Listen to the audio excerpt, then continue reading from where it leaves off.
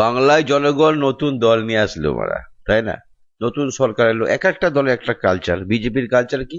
সংখ্যালঘুদের পেছনে লাগা আর হিন্দুত্ববাদী সাম্প্রদায়িকতা এসব নিয়ে এদের পার্টি চলে। উন্নয়নমূলক কাজ করে না। তবু পশ্চিমবাংলায় শুভেন্দুবাবু মাননীয় মুখ্যমন্ত্রী আসার পর বেশ কিছু প্রকল্পর নাম করে। আমরা ভাবলাম হয়তো হ্যাঁ দারুণ। তারপর ইদানিং করে সেই গরু মোষ আর বুলডোজার এটা শুরু করে দিয়েছে। তার ভিতরে কিন্তু পেট্রোলের দামও 3 টাকা করে বেড়ে গেছে।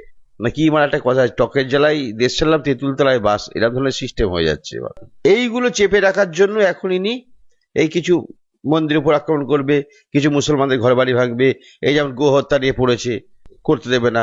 তাতে মুসলমানদের ছিঁড়া গেলে মুসলমানরা মানে খাবে না পুরো মাংস।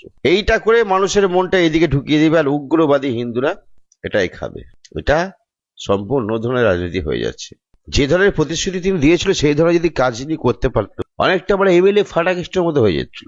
সরকার চেঞ্জ হয়ে ভালোই হয়েছে। এখন দেখছি ভাতার দেওয়া সরকার চলে যাওয়ার পর আবার এই সরকার সেই ভাতার নিয়েই কথা বলছে। ভাতা, ভাতার নয় ভাতা, একটু সংখ্যাটা বাড়িয়ে দিচ্ছে। এবার সেটা ব্যাপক হারে দিয়েছিল, এরা এখনো শুরুই করেনি অবশ্য।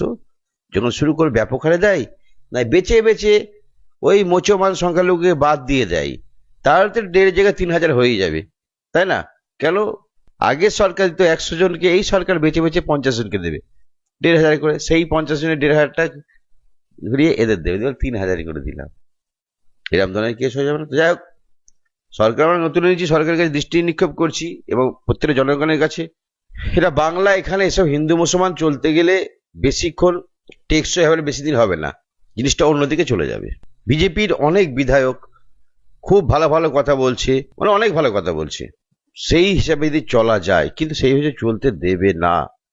শ্রমিক বাবু বিজেপি একজন বিরাট নেতা, সব থেকে পুরাতন, তিনি যে কথাগুলো বলছেন সেটা কিন্তু বিজেপি রুলসে চলে না, তাই তিনাকে পেপে দিয়ে চেপে দেওয়ার মতো একটা ষড়যন্ত্র চলছে। তাই যে দল যেমন সেই দল তেমনই চলবে। সর্বোপরি বলি, পশ্চিম বাংলাটাকে সোনার বাংলা করার জন্য আপনারা এসেছিলেন, পরিবর্তন দরকার ছিল, পরিবর্তন মানুষ এনেছে। সেই পরিবর্তনটা কাজে লাগিয়ে আপনারা যে সিস্টেমে চলছিলেন, যেসব প্রতিশ্রুতিগুলো দিচ্ছিলেন, সেই সব প্রতিশ্রুতিগুলো যদি ঠিকঠাক পালন করে চালাতে পারেন, শুভেন্দু বলিষ্ঠ একজন নেতা, তিনি যদি করতে পারেন, আমার মনে হয় বিজেপি ঘুমিয়ে ঘুমিয়ে জিতে যাবে। ভালো থাকবেন।